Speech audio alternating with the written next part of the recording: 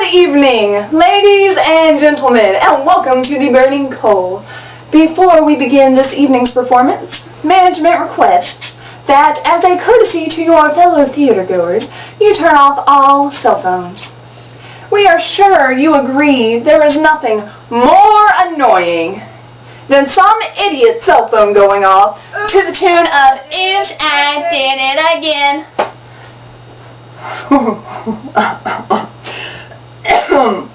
Excuse me.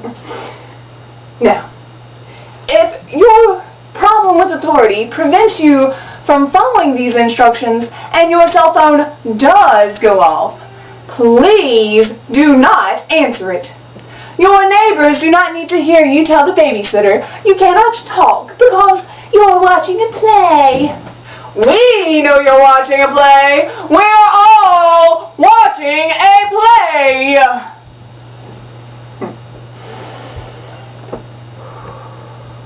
Now, if you have wrapped candy you feel you must suck on during the performance, please unwrap it now so those around you do not have to listen to you mumble obscenities while wrestling with an uncooperative foil wrapper in the dark. If you feel you must consume such candy, please do so quietly. While loud sucking noises have their place, the theater is not one of them. Unless it is coming from the stage, where it is a part of the production, and not, of course, the result of bad writing, acting, or directing. Furthermore, if you feel you must doze off as soon as the lights go down, again, please do so quietly. There is nothing that fries our giblets more than the sound of loud snoring coming from the fourth row during that tender moment when the leading lady is about to reveal who the father of her unborn child really is.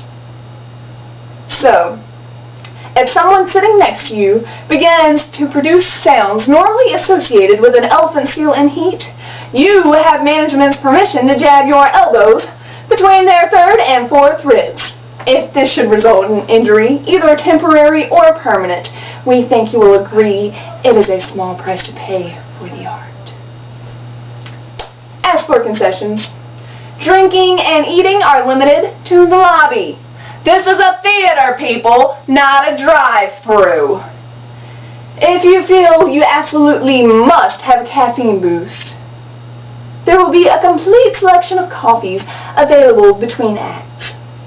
But when the attendant returns your change in pennies, do not think of yourself as being gouged. Just think of it as your tiny contribution to the maintaining of a vibrant arts community. Which brings us, finally, to the restrooms.